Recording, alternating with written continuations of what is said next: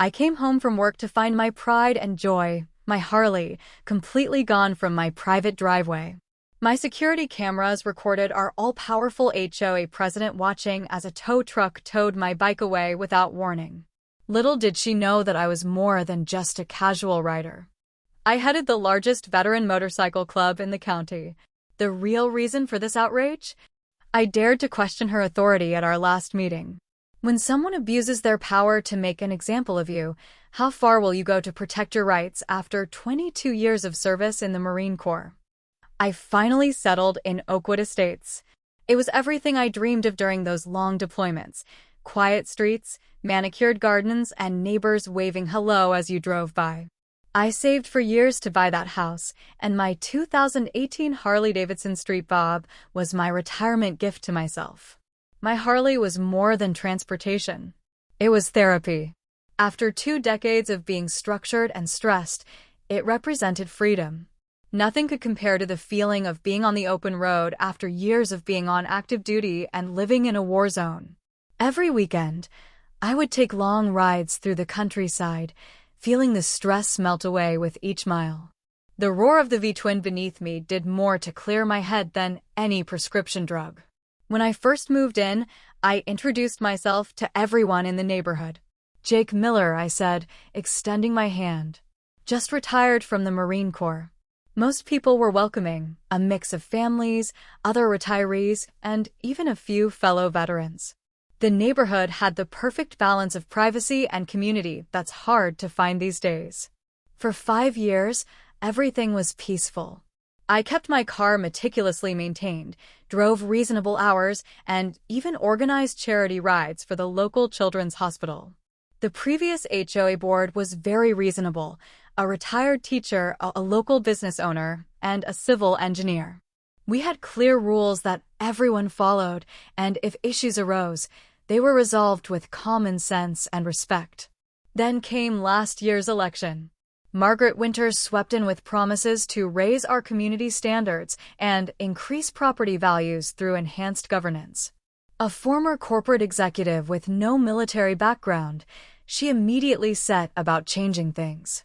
New landscaping requirements appeared overnight: specific trees, exact fence heights. Paint color restrictions shrank from 60 approved colors to just 12.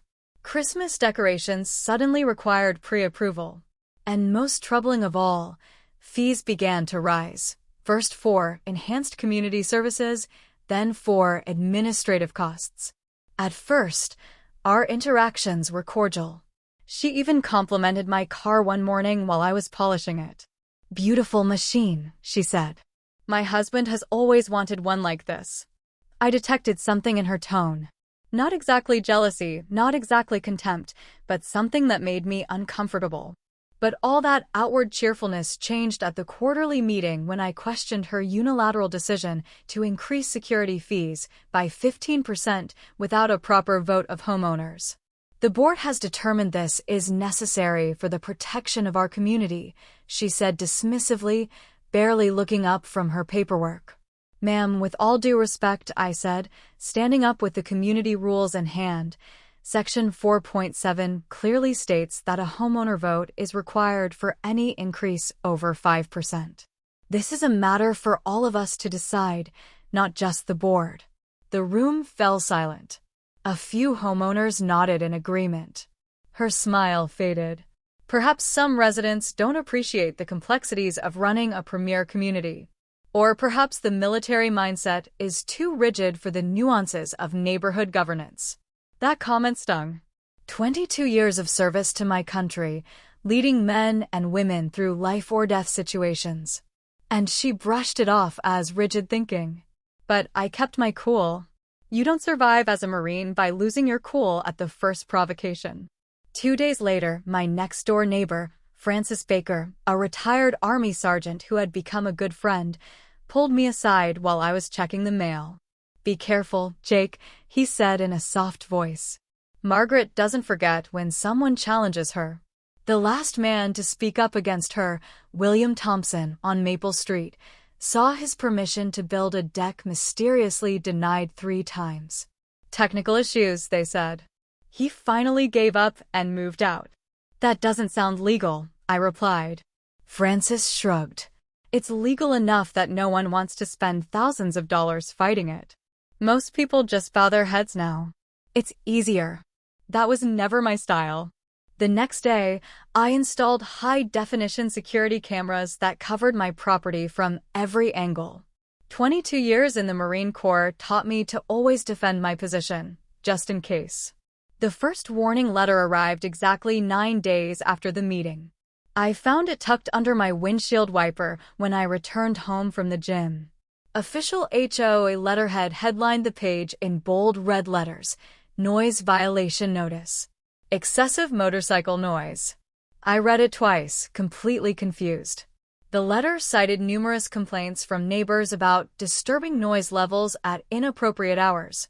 It warned that continued violations could result in fines starting at $100 and rising to $500 per incident. This makes no sense. I always keep my rides between 9 a.m. and 7 p.m. during the community's quiet hours. Neighbors on both sides often comment positively on my thoughtfulness.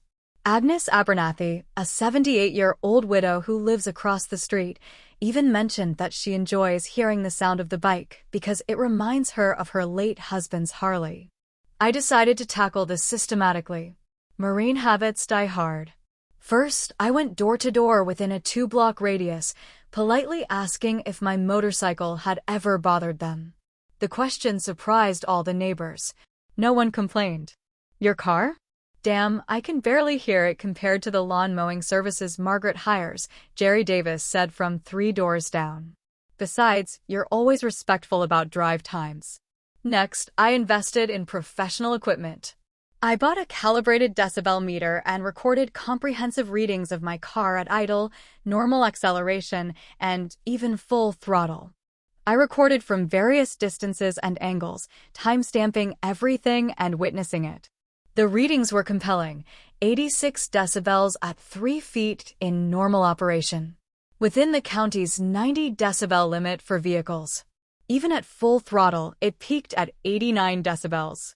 For comparison, the commercial lawn equipment used by Margaret's favorite landscaping service regularly hit 95 to 100 decibels. What surprised me was that Timothy Johnson down the street rode a modified Harley with a straight exhaust that was significantly louder than mine. You could hear him coming from several blocks away. He didn't get any complaints. The difference? Timothy never spoke up at meetings and recently volunteered to help with Margaret's Community Beautification Committee. I compiled all of my evidence into a professional presentation with charts, comparative noise levels, and signed statements from neighbors. I then brought my evidence to the monthly HOA meeting, signing up for public comment time. According to the noise readings I've recorded under controlled conditions, I explained, displaying my charts on the projector, my motorcycle operates well within both the county ordinance and our HOA noise guidelines. Additionally, I've confirmed with all of the surrounding neighbors that none of them have filed these supposed multiple complaints. 2 board members, Elaine Chin, a retired part-time accountant, and Robert Gonzalez, a high school principal, looked surprised as they reviewed my documents. This seems to be within our noise guidelines, Elaine said, studying my decibel readings. In fact, it's quieter than many approved neighborhood activities. Robert nodded in agreement. I have never heard any complaints about Mr. Miller's motorcycles in our regular feedback channels. Margaret's lips pressed into a thin line, her fingers tapping rapidly on the table. The noise has been reported as disturbing by sensitive community members, but we'll look into your metrics. Moving on to the next agenda item. She tried to sweep it under the carpet, but I stood my ground. I would like a formal rebuttal of this complaint on record, please, as there is clear evidence that no violation occurred. A murmur of support spread among the homeowners present. Margaret looked around the room, apparently weighing her options, before reluctantly agreeing to vote. The board voted 3-2 to reject the complaint, with only Margaret and her close ally, Treasurer David Wilson, dissenting. After the meeting, Elaine caught up with me in the parking lot. She looked around nervously before speaking softly. Jake, be careful. "This isn't really about your motorcycle," she warned. "Margaret has been systematically targeting people who question her authority. Last month, it was the Thompsons and their fence height. They spoke up about the landscaping contract at the April meeting. Before that, it was Gloria Garcia's garden sculptures after she questioned the allocation of the reserve fund." "Is that legal?" I asked, amazed at the pattern emerging. "It's legal enough that no one wants to spend thousands of dollars fighting it," she sighed. "Most people eventually give in to avoid trouble. I'll try to intervene when I can, but Margaret controls most of the board proceedings now. Just be careful." 2 days later, I received an official letter saying that the complaint was dismissed due to insufficient evidence of violation. A small victory, but it felt important. Probably the first time someone had successfully challenged one of Margaret's targeted actions. That same afternoon, I was returning some pool equipment to the club when I overheard Margaret talking to David Wilson in the parking lot. They hadn't seen me coming around the corner. "He needs to learn who's in charge here," Margaret said, her voice sharp with frustration. "This isn't the military where he can just question orders and quote regulations. I'm not going to let some dickhead undermine my authority." "He's well prepared," David replied. "Maybe we should back off on this." "Absolutely not," Margaret snapped. "Find something else. Property maintenance, landscaping violations, whatever. We'll try a different angle. No one makes me look bad in my own community."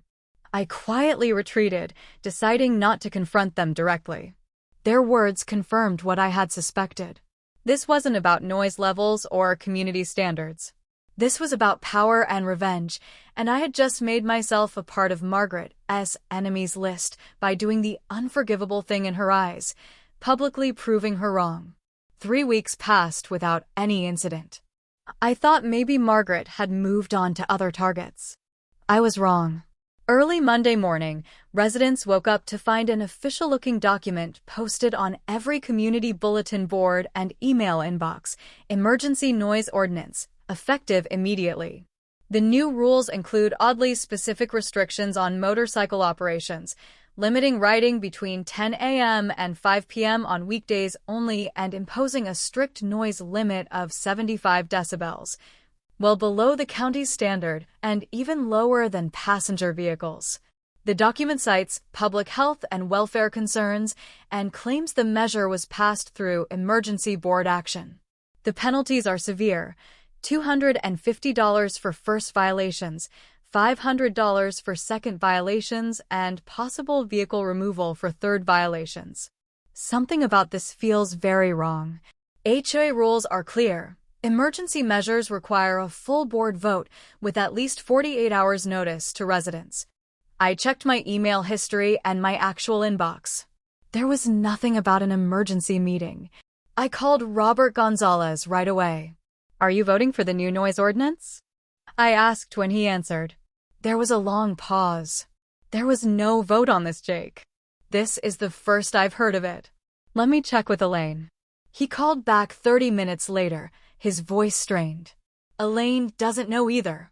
Margaret apparently pushed this through, claiming executive authority in some emergency session on Friday night. None of us were notified. This is completely outside of proper procedure." "Is that possible?" I asked. "Not by our rules," Robert replied. "But she's claiming some confusing county regulation gives her emergency powers. It's going to take a lawyer to untangle this mess." My security camera system proved invaluable that weekend. While reviewing the footage, I noticed something disturbing. It was Margaret herself walking slowly down my driveway with what appeared to be a sound level meter while I was out shopping on Saturday.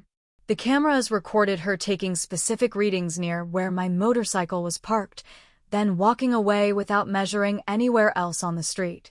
Even more disturbing, my doorbell camera captured someone, face obscured by a hoodie, but with a distinctive limp that matched Margaret's husband, Thomas Winters, tampering with my mailbox at 5:30 a.m. Tuesday morning.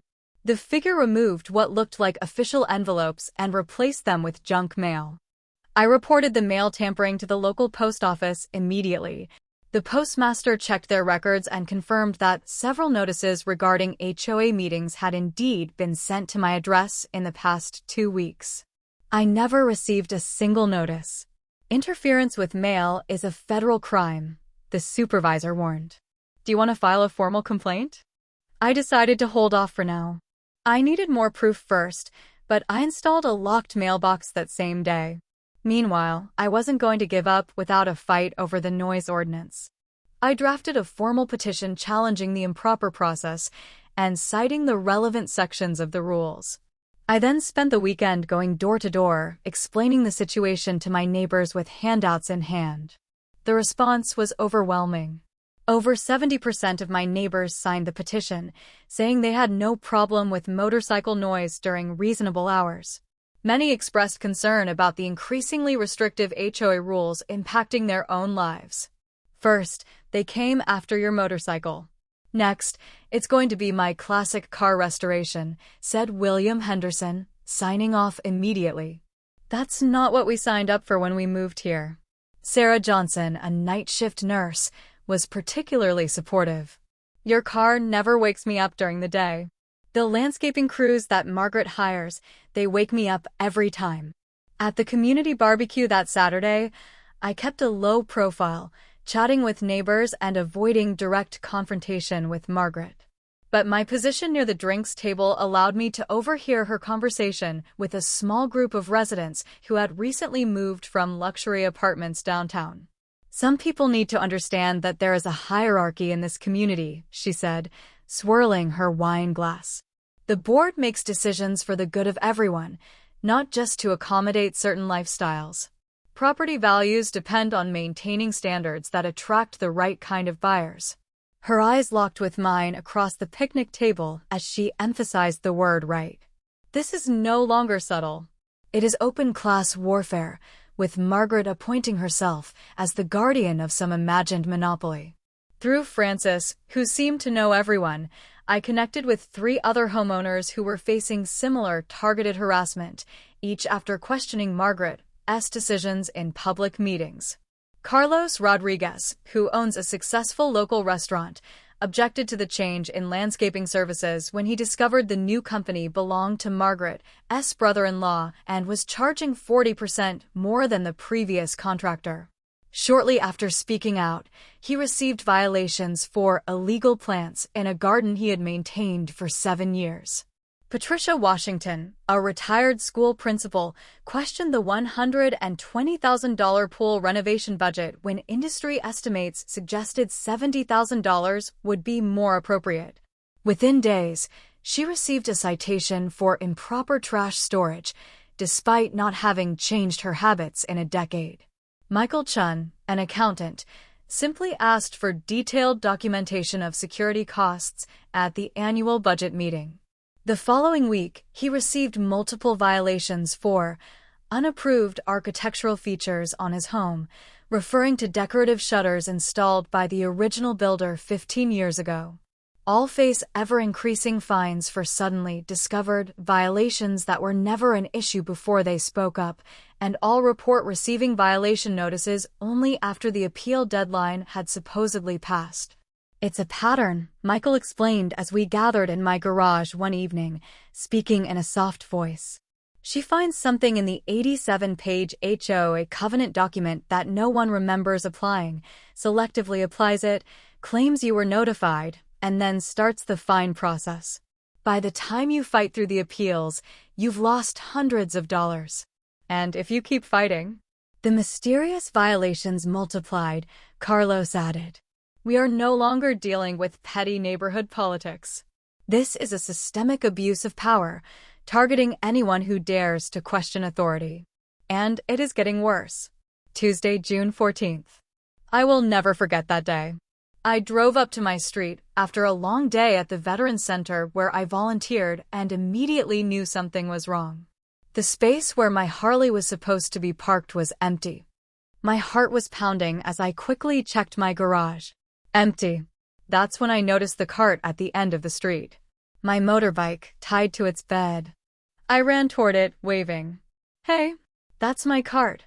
What are you doing? The driver looked annoyed. Sorry, man.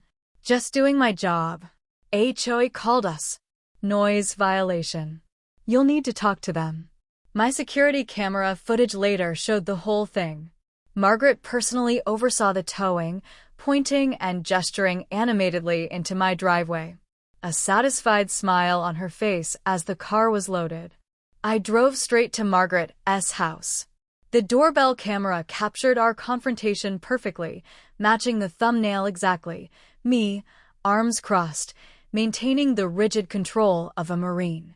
Margaret, red-faced and screaming, her finger in my face. Your motorcycle has violated our noise ordinance 6 times in the past week, she shouted through the screen door.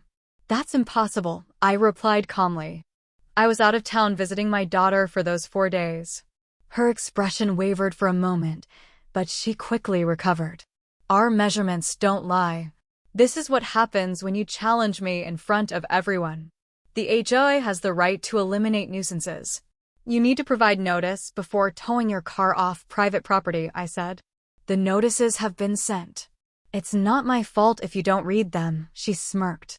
You'll need to pay a $500 noise violation fine plus a $100 storage fee per day.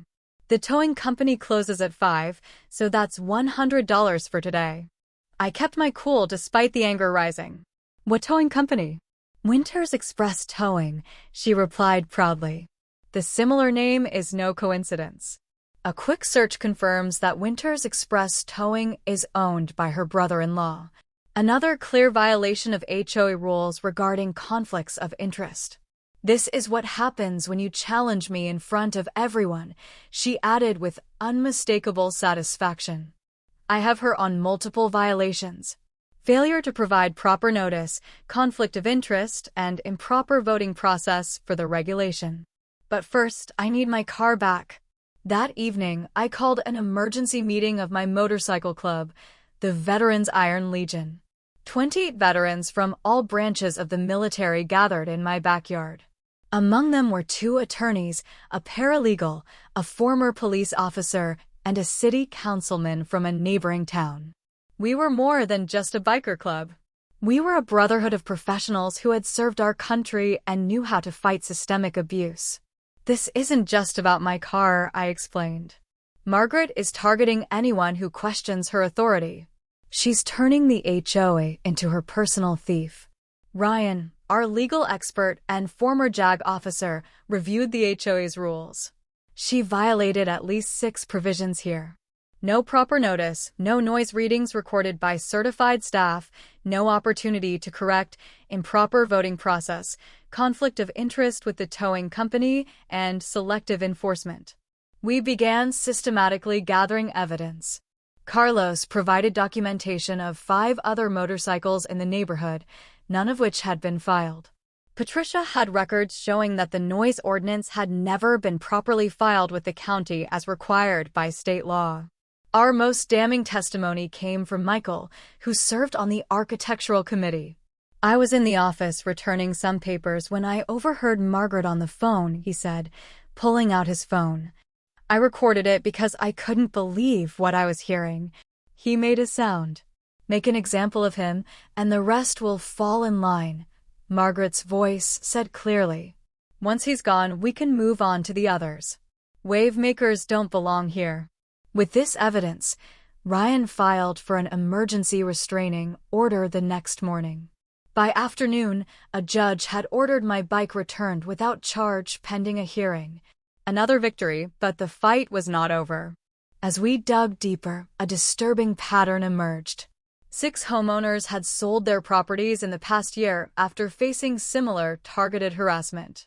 All had questioned Margaret's decisions. All had sold for below market value. And 3 of those properties had been purchased by shell companies that traced back to Margaret's husband. This wasn't just about power. It was a deliberate plan to reshape the community for personal gain. News spread quickly. 42 homeowners gathered at the local VFW hall that Sunday, representing nearly a quarter of the households in Oakwood Estates. Robert and Elaine, sympathetic board members, brought copies of the official records. Most of these new rules never received proper board approval, Robert explained. Margaret bypassed the voting process, claiming emergency powers that don't exist in our rules. Elaine added, I found minutes from a closed meeting where Margaret told the treasurer, democracy doesn't work. This neighborhood needs strong leadership. She falsified documents to make it look like the board approved her decisions. We formed committees to document any violations. Ryan coordinated our legal strategy. Francis organized the media. Patricia tracked financial irregularities. Our breakthrough came when the Davis County Commissioner joined our cause after reviewing our evidence. This goes beyond HOA abuse of power, he said. There are potential legal violations here. Fraud, misappropriation of funds, and abuse of process. The county has jurisdiction when an HOA violates state governance laws. With his help, we secured access to all of the HOA's financial records, revealing more conflicts of interest and questionable contracts. The monthly HOA meeting was scheduled for Thursday. We prepared elaborate packets for every homeowner, evidence of violations, financial misstatements, and Margaret's targeting of residents who opposed her. But we needed something more impactful than just documentation. Something that would make a statement about standing together against intimidation. What if we all drove to the meeting? James, our club vice president, suggested. No disruption. We would park legally, enter respectfully, but show unified support. 50 Bikes sends a message without saying a word. Agreed, said Michael. Perfectly legal but not condoned. We have coordinated with every motorcycle owner in the county, especially veterans and first responders. The confrontation is imminent. Thursday evening arrived with perfect early summer weather, clear skies and mild temperatures, ideal for motorcycling. By 6:15 p.m., our staging area in the shopping center parking lot, a half-mile from the community center, was packed with motorcycles of every make and model. Harley-Davidsons dominated, their chrome gleaming in the late afternoon sun. But there were also Indians, Triumphs, BMWs, Hondas, and even a few vintage bikes rarely seen on public roads. The drivers themselves defied stereotypes, men and women ranging in age from their 20s to their 70s, including business-suited professionals who had come straight from work. Many wore vests displaying their military branches and deployments. There was a judge, 3 police officers, a Methodist minister, a school superintendent, and dozens of other respected community members. Remember, we are not there to intimidate or cause trouble, I reminded everyone at our final briefing. We are there to support our neighbors and demonstrate that bullying tactics will not be tolerated. Be completely professional at all times. At 6:45 p.m. sharp, we began our organized procession towards the community center. Moving in 2 rows in an orderly formation, I led the group alongside Francis, with Ryan and other key community members positioned throughout the formation. We did not rev our engines or make any unnecessary noise, just the natural sound of 53 motorbikes moving in disciplined unison. Meanwhile, at the community center, something unprecedented was happening. The parking lot was full. Word had spread throughout Oakwood Estates, and attendance was 3 times the usual. Inside, extra chairs were hastily set up as residents continued to arrive. Many were clutching the information packets we had distributed. Robert texted me from inside. Standing room only. Margaret looks nervous. Proceed as planned. We arrived at 6:55 p.m. sharp, 5 minutes before the scheduled 7 p.m. start time. The parking lot was overflowing, so we made a neat line of bikes along the legal street parking spaces, making sure not to block any entrances or emergency access. As planned, most of the riders stayed outside with